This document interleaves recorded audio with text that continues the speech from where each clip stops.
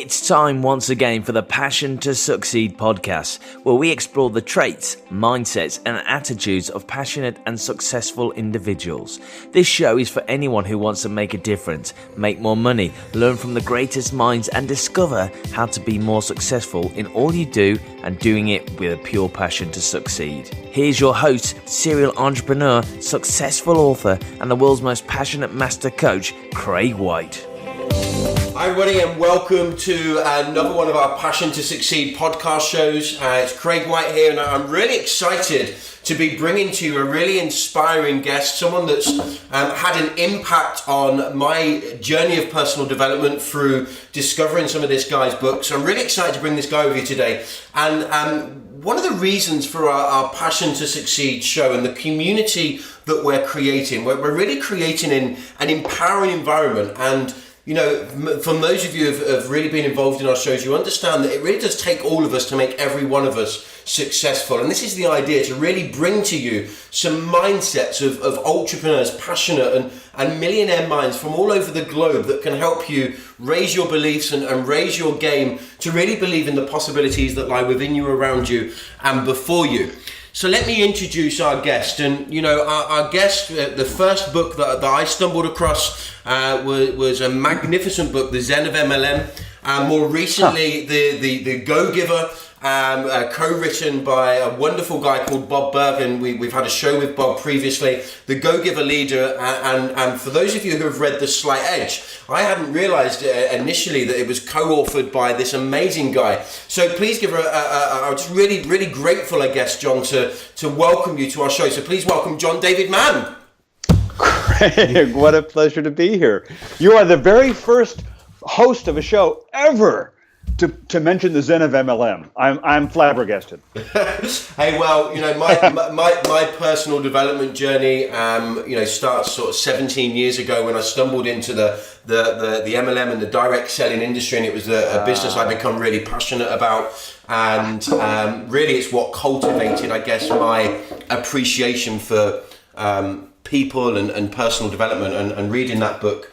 Wow, I mean, I'm not sure, it feels like years ago. You know, we're on a journey, John, aren't we? But it was a wonderful book, and it really did bring a different insight and, I guess, an outlook onto that particular industry.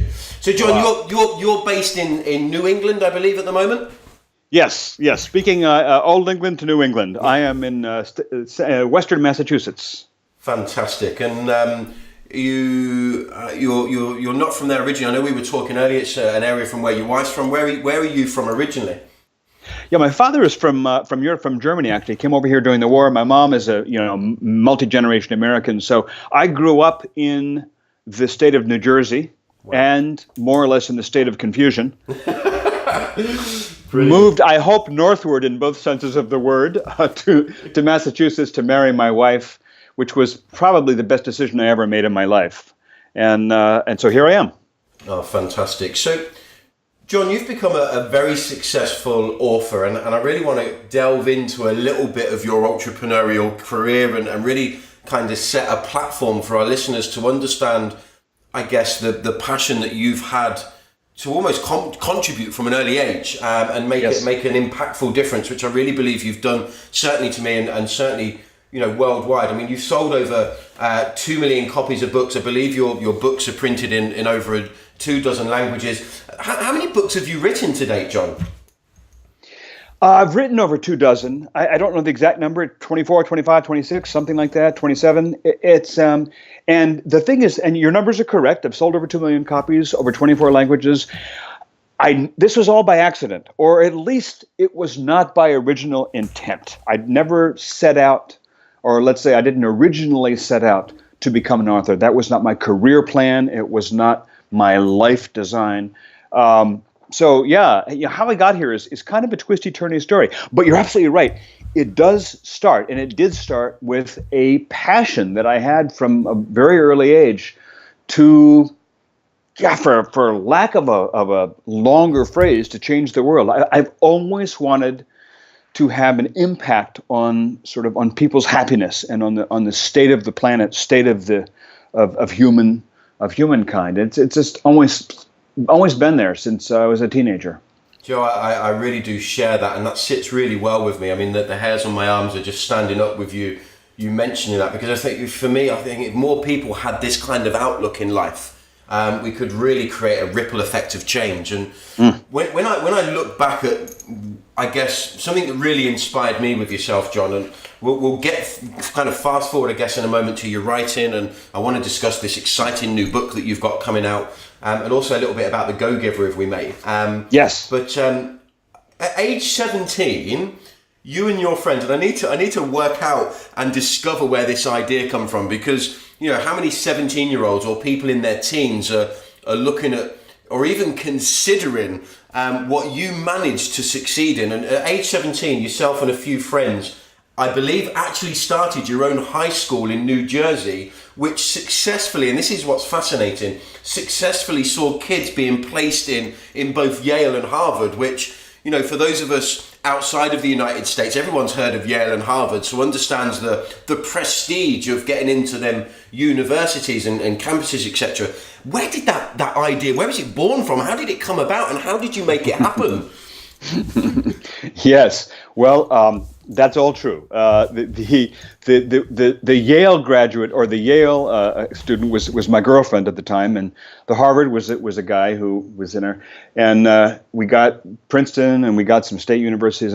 Yeah, so where that came about, two places. I had gone to a little private school, a very sort of artsy, art-centered, creative little place.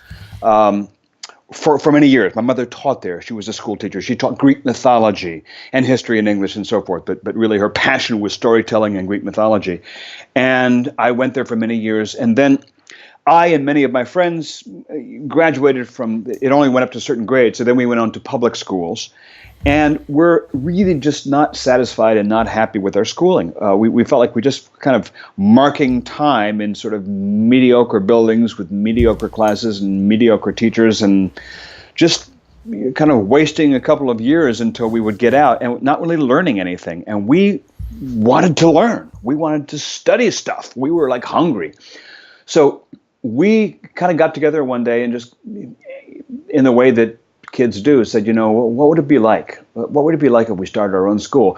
And a couple of kids just decided to take that question seriously. And I got involved like the second weekend and heard about this. And we started talking week after week after week. We'd meet on weekends and talk about it. And the glory of it was that a few of us had parents who took us seriously and encouraged us. And instead of saying, don't be ridiculous, just do your homework and go to school, we had parents who actually said, keep talking, and encouraged us and fed us and nourished us. And so we decided to take it seriously and said, let's do this. Let's start a school. One of the first decisions we made was that we needed an adult to help. So we didn't descend into the Lord of the Flies. And so we actually set out interviewing. We interviewed a handful of candidates, maybe a half dozen in all, fascinating people all.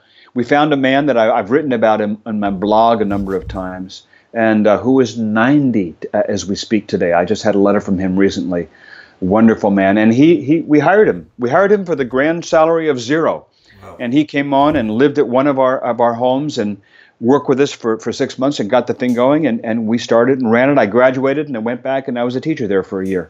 And that was and what that showed me was not only that you can do what you set out to do, and not only that, like Mary Kay said about the bumblebee, it flies because it doesn't know it's impossible for it to fly. It also showed me something interesting. You mentioned the Yale and Harvard thing. Mm-hmm. Everybody told us you can't. It's fine, you can get the school going, but your graduates are going to be crippled, handicapped. They're not going to be able to get into good colleges. We believed that colleges would look at the individual and their record and be impressed with what they'd done. And it was true. So here I am. We're talking about my 24 plus books. I've had New York Times bestsellers. I've sold over 2 million books. I never went to college. I don't have a degree. And what that experience showed me was genuine real world qualification matters more than degrees, credentials, and the imprimatur of what somebody else says you can do. Yes. Amazing. You know, the more I talk with, you know, individuals like yourself and have the opportunity to create these podcast shows and share with the world, the more I realize that, you know, there's nothing that really gives anyone an excuse or stops anyone from achieving, you know, big dreams. And I guess this show is really to raise people's game and, you know, to go into the world and, you know, and from a small idea forge something so magnificent. And I guess it's that environmental encouragement that's so important as well from your parents, because, you know, a lot of people, you know, that society and conditioning that, you know, we go through is really important. So to have that wind beneath your wings, I guess, but it just shows that when you've got a passion for something and almost a childlike wonder for the world, to not be beaten and to keep going, you can do something so magnificent. How long did the school run for? Is it still running? How did it? It ran for about a decade. I was there, as I say, the first year, I graduated. I went right back the following year as a teacher. So, you know, my total experience in the school operation was 2 years, and then I moved on to the rest of my life. And it ran for about a decade. And then finally, it wound down. The original generation left, and so forth, as these things do. It ran its cycle. But there's it had a huge impact on all of our lives. And you know, you mentioned the supportive environment. You know, I was very fortunate in that I had parents who were incredibly supportive and who told me that I could, you know, do whatever I want to do, who really believed in me. And they're both gone now, but I have their voice in my head, and I've always had their voice in my head. I understand that not everybody has those parents, and that's a fact. What I think everyone needs is that voice in their head. Now, in my case, it came from my parents. In many other people's case, you might have to build that voice yourself. It might have to come from other places. That's why reading great literature and reading such positive books and so forth, like The Slight Edge and what have you, reading things that help to feed and build that voice in your head is so important. But wherever it comes from, the friends you choose, the teachers you choose, the colleagues you choose, the associates, wherever it comes from, you need that voice in your head, and I guess that's why we're here today, because we're looking to offer that voice, and I guess you offer that. Yeah, and why you're looking, you know, we're looking into how your life then folded out and continues to develop with your journey of, you know, influence and having impact. It's that opportunity people now get to choose to positively influence themselves on choice by going on a journey of personal development. And as you said, reading great books that can raise people's expectations. So yeah, I'm really with you there. And what's fascinating, I really sort of came into your life's journey then, because I'm fascinated to see how the transition went from, you know, just to share with our listeners really, because you've had a varied career and life and journey. You know, at one point you was I believe a concert cello player. There's a correct terminology, but you was also a prize-winning composer. So how did the transition go from a young teen to, you know, being the part of, you know, I guess, you know, starting your own high school, which is just magnificent, to becoming a prize-winning composer, and then turning to business journalism and writing a book? Because there's a transition there. And is there anything that in your mind jumps out? Was it just you following your passions, John, or, you know, tell us? No, it was exactly that, following the passions, more than talent, I think. It's the music came sort of naturally with the package. My father was a choral conductor and musicologist. My mother was a musician and music teacher, and my older brother has been a classical musician all his life as his career. That was going to be my career. I was composing at the age of 13 and playing cello. By the time that we started the school, I was already, cello and composing was already happening. It was after the school that I was pursuing my career, my musical career, and I just became dissatisfied with that life. I loved the music, but I didn't love that career. I wasn't in love with that career. I wanted to contribute more directly to people's health and to the quality of their life. And I got very involved in nutrition and whole foods, and I spent many years in the macrobiotic world in Boston.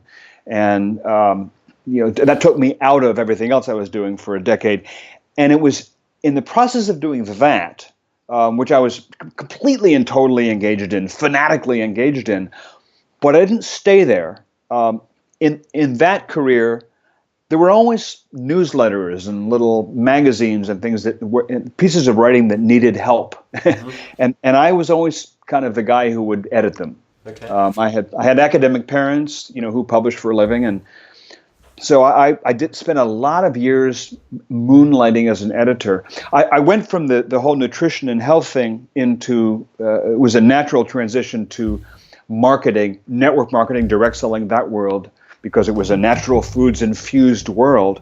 And so I spent a decade there. I was very successful there. It was kind of a weird thing because I don't have a business background. I had not a business bone in my body, but it was, as you know all too well, Craig, the direct selling world is really more, that skill set is more about teaching than it is about business and selling. Yes. Teaching and training. And so I was very happy there teaching and training. But again, that wasn't really where I was going to stay for my life. It was a chapter that allowed me to kind of stretch some additional wings. But the common thread in all of that was words, was writing. And I have always been in love with words. And that really, that's where, I didn't know it, but that's where I was headed. So this whole writing books thing has only been the last decade or so, 12 years or so. Wow. So in the last 12 years, you've really, really created some magnificent books. Can I ask you, what was the first book that you wrote and published, John? The first book that I wrote really was The Go-Giver, although it didn't get published first. Okay. I had ghostwritten a few things. I had worked with other people's stuff. I'd done a few things with the direct selling world and this, but the first book real book that I wrote with Bob Berg is The Go-Giver. It was rejected by over a dozen publishers. It took us more than a year to rewrite it and finally find its way to light. Meanwhile, I wrote another book called You Call the Shots, which was the life story of a young 19-year-old entrepreneur who was sort of in business what I was in education. Wonderful kid, great story. But The Go-Giver was the first book, and it was really what sparked my current career. It was what sparked and cemented my current career. It's still been my most successful book. So yeah, that's been the anchor of my career. Well, I think from our listeners' perspective, we had a show with your co-author Bob Berg a couple of months ago now, and I think that book has really created almost a movement and a community of people, I guess, learning them philosophies within the Go-Giver book. And it's amazing. The first time, it's amazing how you come across people. And I met an amazing guy in the gym. We just we started talking, John, and we were on the treadmills. We just started having a really random conversation, and people seem to come into your life, and we're talking about Jim Rohn and Dr. Wayne Dyer, and just forged a really great friendship. And the guy is just a really nice, genuine, warm guy. And he recommended The Go-Giver to me some time ago now. And I downloaded it on an audio, and I used to listen to it while I was in the gym. And it's amazing that I think sometimes you forget, because you start living by what the beliefs that you build. And through The Go-Giver and many other books on my personal development journey, it kind of forged some attitudes and philosophies that I then continue to live by, or even be more focal on and more focused on. And it's amazing how impactful The Go-Giver has been on me. So I'm very grateful, and I know I've recommended and shared that to thousands of people prior to doing the show with Bob Berg. So you obviously, you've co-authored with Bob Berg, Brandon Webb, Daniel Burrows, Jeff Olson, John Addison. Again, a lot of these books are focused on leadership and success principles, and obviously it must really be raising your own energy when you're writing about these. You must be bouncing off the ceiling sometimes. Yeah, there's I do love it. Leadership has always been something that has fascinated me. Since the early days of starting the high school, and my father, as I said, was a choral conductor, and I can't think of an activity or a profession that more exemplifies leadership. You stand up and you wave your hands, and 100 people do stuff. Yeah. And they have to do it right, and they do it right because they're watching you. So I guess I grew up watching leadership in action. Do you know, it's thinking of that Go Giver book, and from what you were saying, it's crazy, and it reminds me of so many stories of success. But to have 12 publishers turn down the Go Giver, knowing how, from my own beliefs and what I feel about the book, it's almost like, how could somebody turn down something so impactful? Okay, it was by the time we got there, it was 21. Because we first we had something like a dozen. I wrote this in a blog post last year, so I have all the accurate numbers there. But it was roughly a dozen. Turned it down, and then our agent took it back and said, maybe we need to rethink this. And we took a look at it, and those dozen people were right. The book wasn't ready. We spent 9 months really looking at it, revising it. Every page was covered with red ink. We did more subtraction than addition, simplified and improved.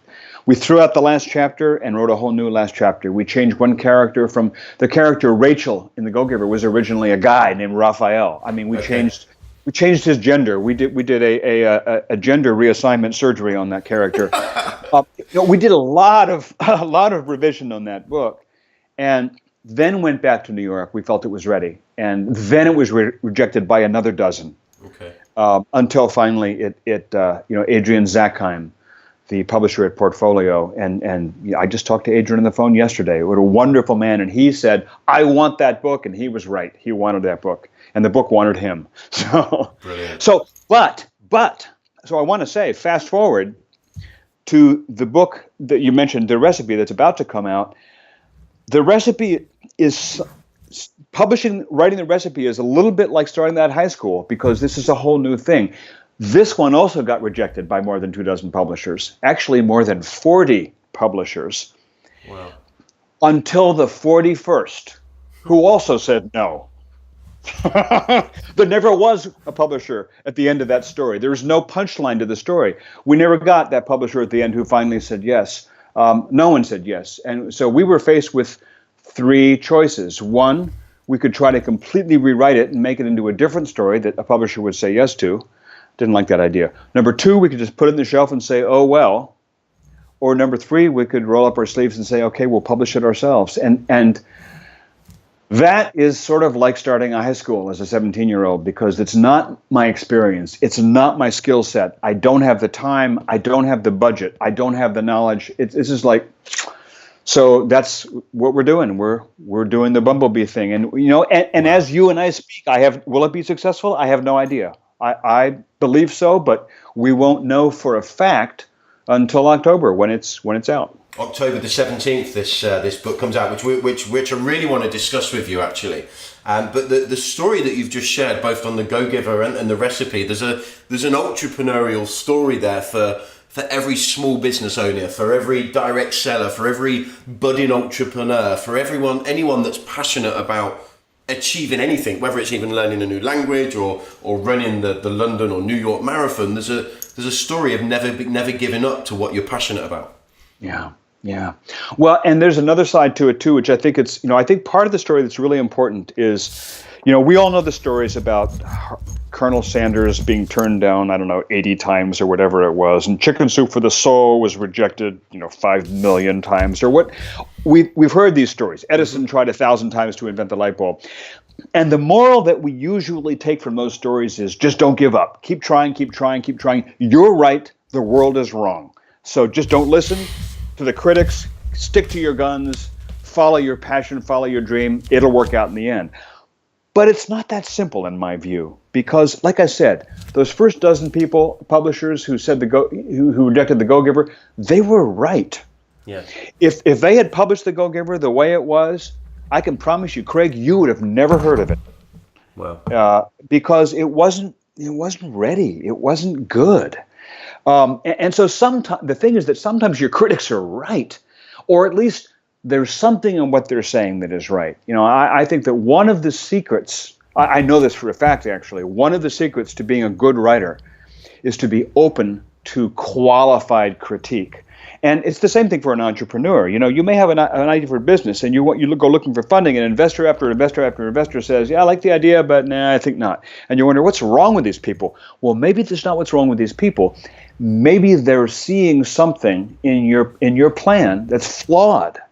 And so I think it's that delicate combination of, on the one hand, passionately believing in yourself and your vision and what you have in your hand, but at this, and not letting the world, cut you down, not listening to the dream stealers, not letting people cut your dream to ribbons, but at the same time, understanding that there are people around you who know you better than you know yourself. And there are people out there who can see things about your beauty, your child, that you can't see.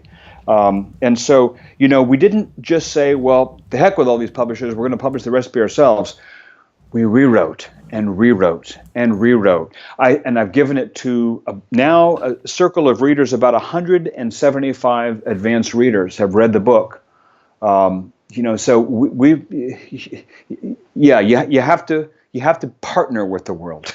Yeah, I love that little phrase you just shared, that you have to be open to a qualified critic, and while still having your passion and will to succeed and take on the world. You need to be open for change, because how we change is how we succeed, I guess. Mm-hmm. So let's talk about this new book, The Recipe, that's out on the 17th of October. I believe it's on pre-sale now, so people can get that. Is it from pre-sale on? Is it Amazon, or is it on your website, John? Where will people find that?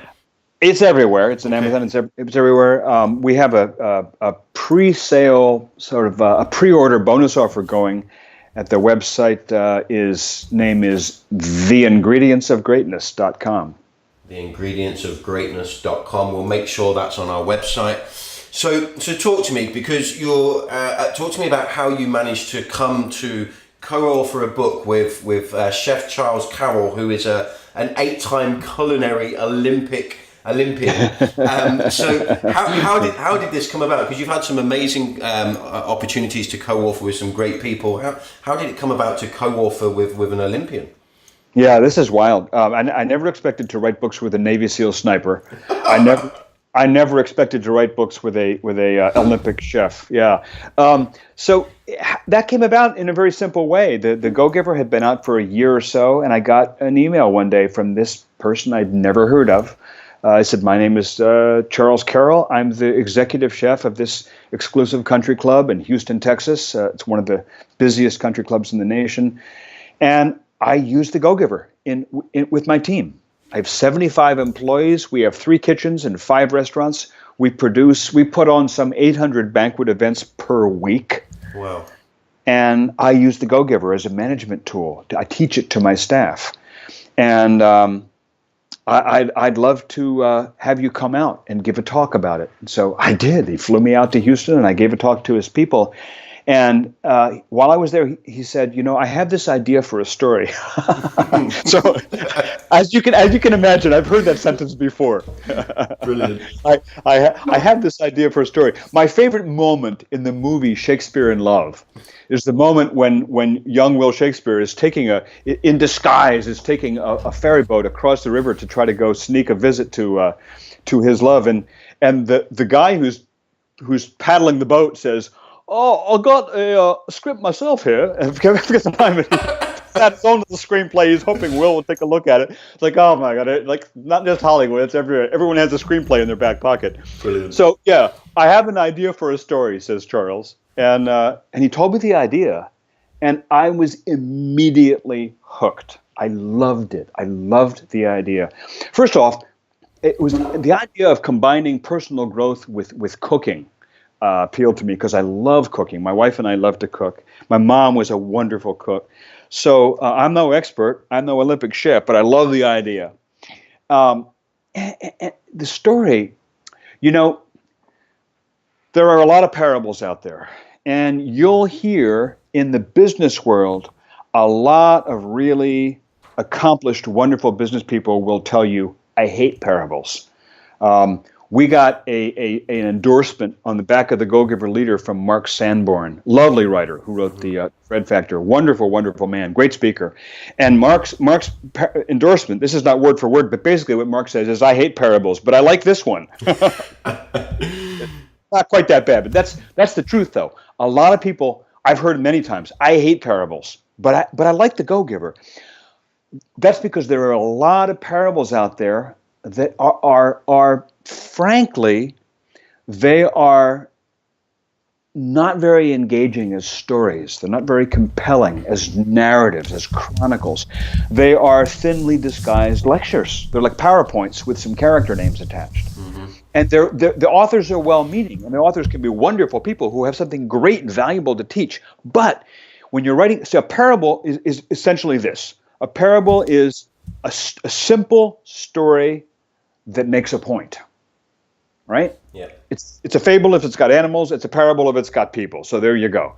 A parable is a fable with people. If you let the point you're making drive the book, it's going to be boring as hell. Yeah.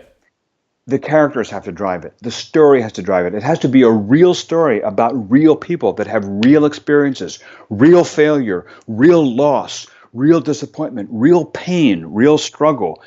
That's the only way you have real achievement, real triumph, real overcoming. And so that's, that for me, when Bob snagged me to write The Go-Giver, I was going to say Bob Berg ruined my career. Because I was on my way to Hollywood. My plan was to be a screenwriter. That's what I was working at the time when Bob asked me if I'd write this book with him. So I was studying how to write screenplays, how to make a story come alive on the screen. The thing about The Recipe, this new book, is it's based on 7 principles, although we didn't really know what they were when we started writing the book.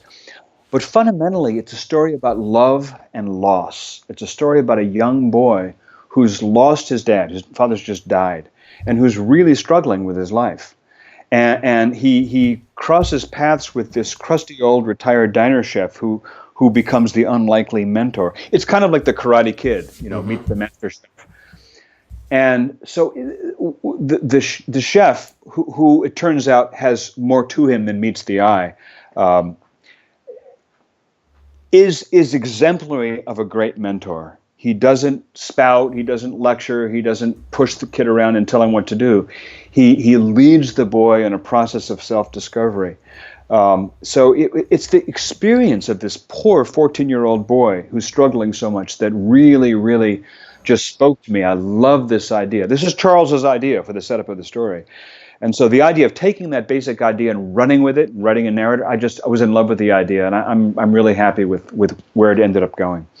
Yeah, actually excited. I mean, we do have a show coming up with Chef Charles Carroll at some point in the future as well. We're just trying to fix a date. He's traveling a lot, so I'm really excited about it. And I think, when you're discussing there how you really kind of you're writing with the characters in mind to bring the story alive. For me, I guess for people that are maybe stumbling across our show, and certainly from my experience, I mean, one of the first books that I read after school was called The Greatest Networker in the World.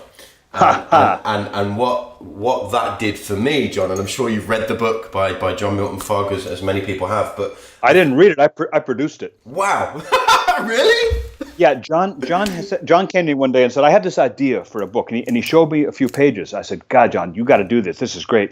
So he fed me chapter after chapter, and I typed it up he typed it. I edited it in my little Macintosh, and John and I were business partners at the time. Wow. So I laid out and designed the first edition of that, and designed the cover and produced the book with John, and that was my introduction to parables. Fantastic, because that book, and for me, I've become a believer that some people's introduction into personal development sometimes, and more often than not, if they're not an avid reader, is to go through into that arena, so to speak, through a parable. Because that book certainly brought me into a world of personal development. So it's amazing. I didn't know you had that connection. I mean, I did a show years ago with John Milton Fogg, and then he produced the Conversations with the Greatest Networkers in the World, which we were discussing about being a part of. And yeah, it's amazing. Yeah. That's just absolutely amazing. I'm even more grateful and pleased to have you online today. Okay. Oh, wonderful. Brilliant. So yeah, so I think, having that parable and something like this, the recipe, and I'm thinking about a friend of mine that has a website all to do with cooking and recipes, and although it's not personal development, I'm thinking what an opportunity to try and maybe tease these kind of people into this personal development world. Yes. Because it's relevant. So is there one single key recipe at the heart of this book that yourself and Charles have kind of brought together? I mean, you mentioned it's about loss and love and the ingredients of greatness, but is there a key recipe at the heart of it? There actually is, in two senses. I mean, the chef has what he calls these rules for the kitchen, rules of the kitchen that the boy learns through the course of the story. And in the very end of the book, the boy kind of ties them together in what he calls the recipe for life. And so that's kind of runs through the whole book itself is sort of a blueprint or a recipe for living a great life. But there also is a specific recipe, and it's what you see on the cover.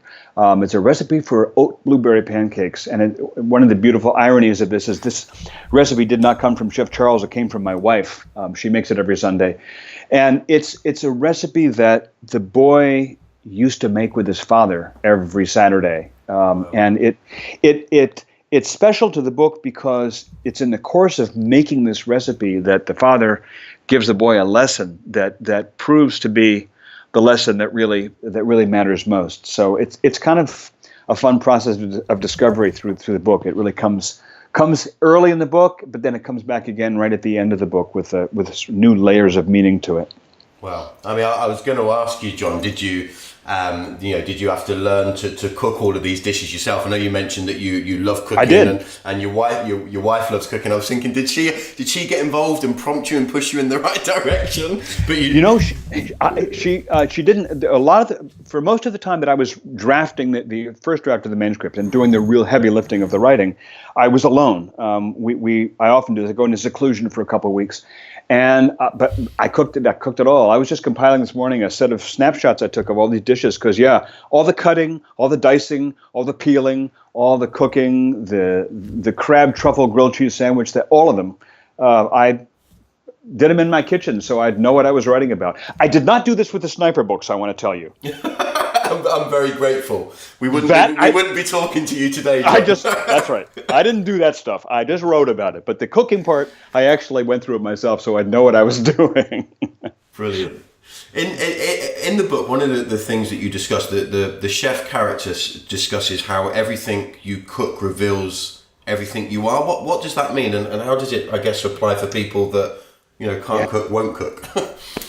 So everything you cook reveals everything you are. It's sort of like what you write reveals what you are. It's how you keep your house reveals how you are. How you greet people at the door at your restaurant it really speaks volumes about what's going to be the quality of service. It's that wonderful Buddhist expression which crops up in the book: how you do anything is how you do everything. Yes. And so one thing the boy discovers is that when you cook a dish, you don't just go through the physical motions of following a printed recipe or a set of instructions to mechanically produce this product, that actually your mood, your atmosphere, your personality, what you're even going through, your experiences right now and how you're experiencing your life shows up in the food. If you cook the food, if you're angry when you cook the food, the chef says, then the people are going to be eating an angry dish and they're going to feel angry. Now, you don't want to get too woo-woo about this, but there's a lot to that. I mean, you transmit, there's an essence to everything you produce, and you communicate that to people, which is why every business is fundamentally about people. Yeah, I love that. And I need to ask you a question, because just listening to you, to talk to me today and with the listeners, it's almost kind of bringing back a memory of mine. So you have this certain tonality and way of talking and delivering sentences and words. I didn't realize until just now, but I'm thinking that you, forget the terminology now, my brain's gone, all the traveling. But you, with when I listened to The Go-Giver, were you the reader of the audio program of The Go-Giver? All of the Go-Giver books, there have been 3 so far. We have a 4th coming out next year. Wow. And all of them, Bob and I co-read on the audiobook versions. So we actually alternate, taking turns, chapter by chapter. Bob reads chapter 1, I read chapter 2, he reads chapter 3, I read chapter 4. Amazing. We have a lovely, this December, we'll sit down in the studio together and read the book that's coming out next April. The recipe I did all myself. I did the whole audio So book. this is what my next question. There is going to be an audiobook version as well, so people can listen on that. That's amazing. I hadn't noticed. Yep. I mean, I really loved speaking with Bob, an amazing guy as well. And, great voice. Yeah, but I hadn't really noticed or connected him to the audio program of the Go Giver like I just have you listening to you now. So, but yeah, I was going to ask if it's the recipe is going to be in the audio. So that's great. That's great. So another one of the chef's rules is pay attention to the little things, and the big things tend to take care of themselves. What does he mean there, and how can people apply that to their everyday life out of the kitchen? Here's an example in writing. Because writing is the craft that I'm involved in right now, and I naturally go to that, but it applies anywhere. You could write. You could write. He walked into the room. Okay, that could be okay, but look at that word "walked." What if you said he strode into the room, he slipped into the room, he marched into the room, he slunk into the room? I mean, how many ways are there? What verb can you use in the place of walked that is going to convey volumes more about what's really going on there? Now, it's only one word. It's only one word. But I'll spend a little while thinking about that word. Here's the thing, though. I think it was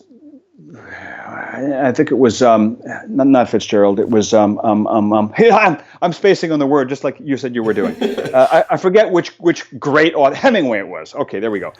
Hemingway, who said, this is not a direct quote, but a paraphrase, that only an idiot thinks he can sit down and write a masterpiece. You can't sit down to write a masterpiece. You can't sit down and say, I'm going to write a great book. You can't try to write a great chapter. All you can do is do your best with this sentence. You can say, what you can do is you can sit down and say, okay, this verb, what really works?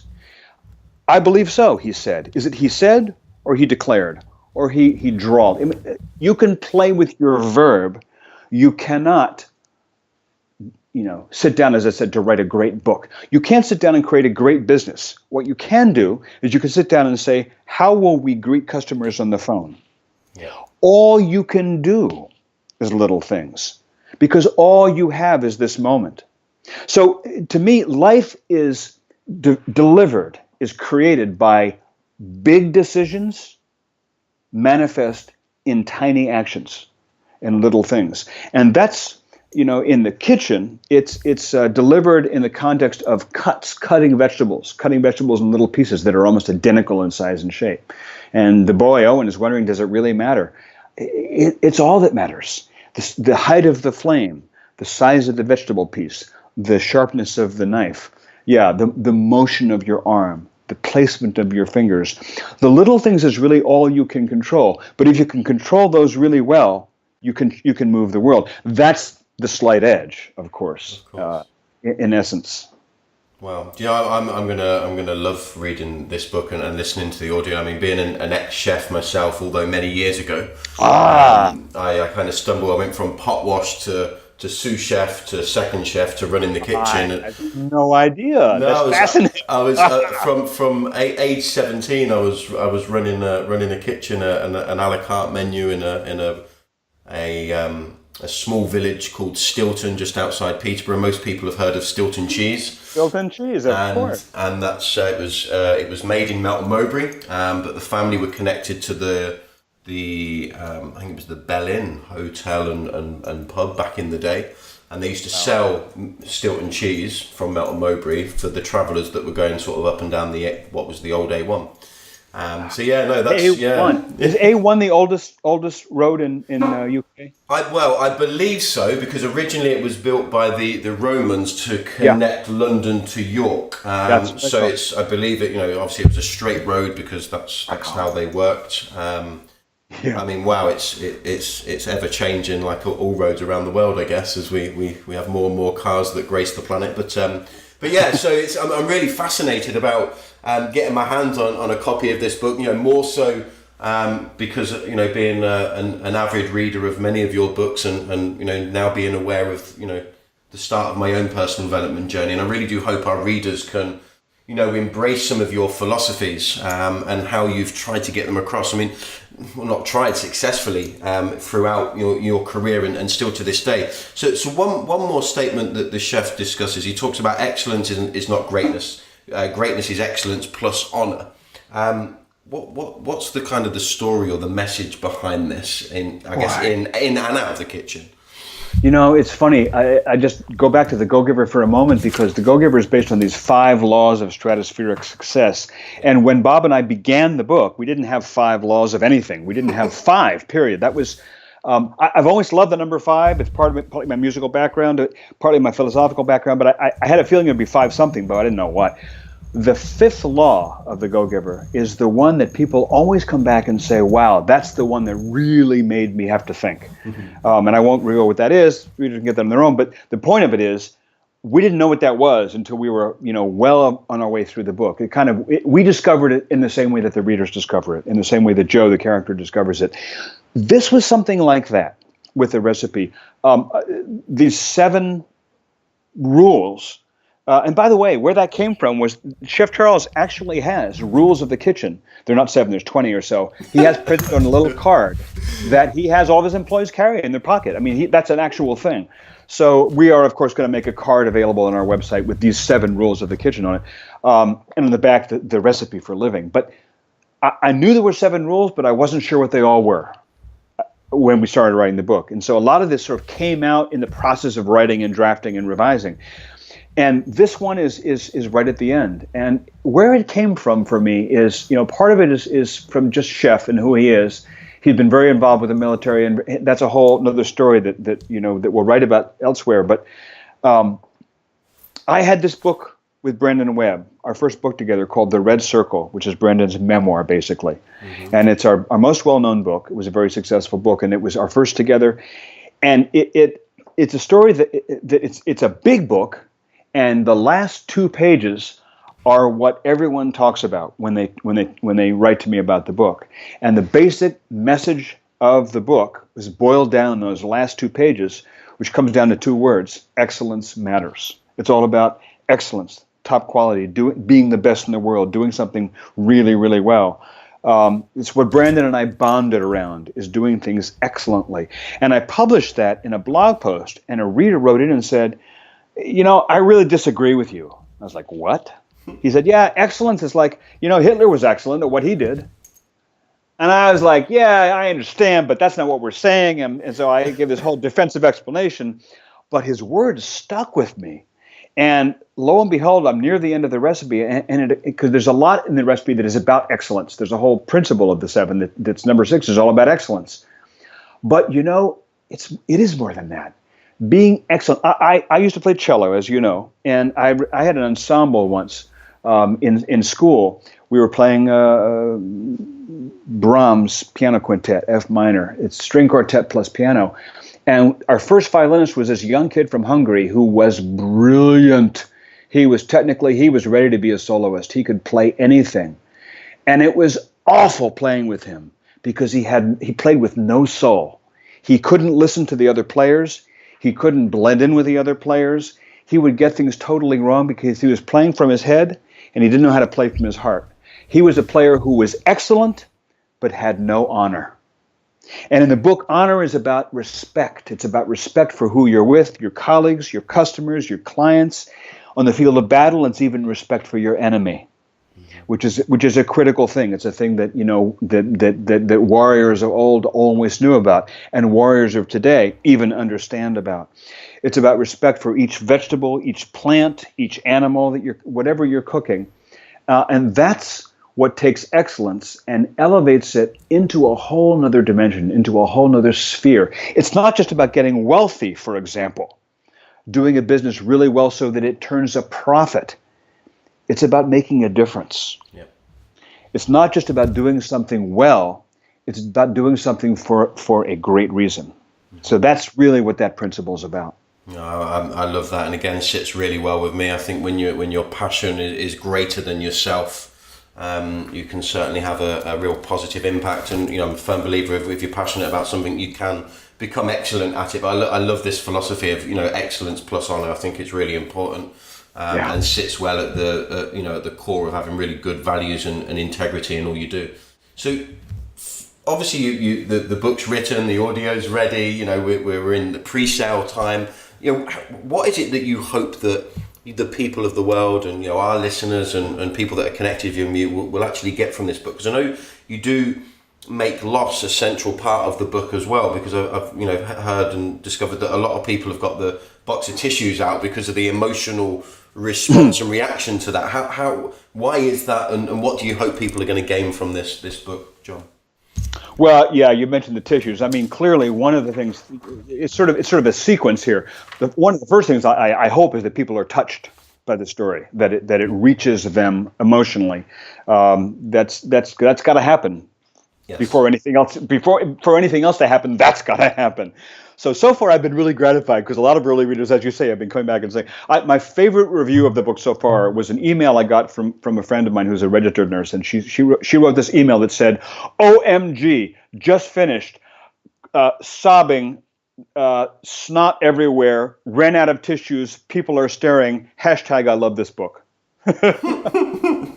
She was sitting at the beach on the Jersey Shore, sobbing her eyes out on the beach while everyone was staring at her. And I think it's wonderful. So I hope that it touches people. I hope that people, of course, get something from it that they can apply in their lives, whether it's about the power of a mentor, whether it's about this principle of excellence plus honor to strive for, there's so many individual messages or principles that people could take from the book. What I hope that it becomes a conversation, that it really creates a buzz and becomes a conversation all over the world. I've long ago stopped caring about whether my books get on the New York Times bestseller list, which used to be the gold standard of whether a book works or not. The Go Giver never hit the New York Times bestseller list. It's sold a whole lot more copies than a bunch of books I've written that did hit the New York Times bestseller list. The numbers, are important, but the numbers don't say it all. What really says it all is impact. I have a personal goal, which is that we have 100 reader reviews on Amazon the day of launch, which is unheard of. I've never had that happen. So I'm just for fun. That's what I'm trying to make happen, and we'll see if it works. Hey, well, you put it out into the universe, and we've certainly got a big following of avid individuals, entrepreneurs, business owners that are passionate about developing themselves, because it's the inside that creates the outside, as we know. Yes. So hey, guys, look, readers, listeners, let's be a part of making this come true. Look, John, I'm forever grateful for your time. It's been really exciting for myself to have the opportunity to talk with you after reading many of your books, being inspired over the years.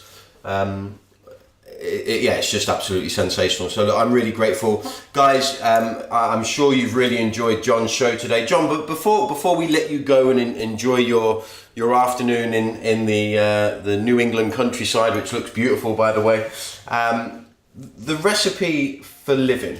You mentioned you're going to put something on the website with the 7 rules within the book to live by, and then the recipe for living. What are you going to put on that card? Is that something that you can share, or is it something that people discover whilst they're reading the recipe itself?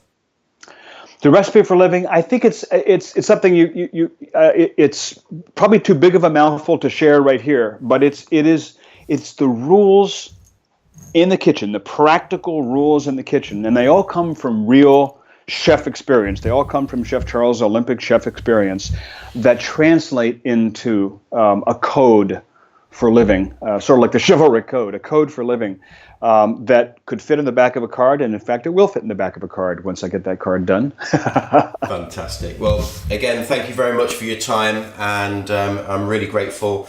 Guys, get over to John David Mann's website, get linked into his blog. Get over to Amazon.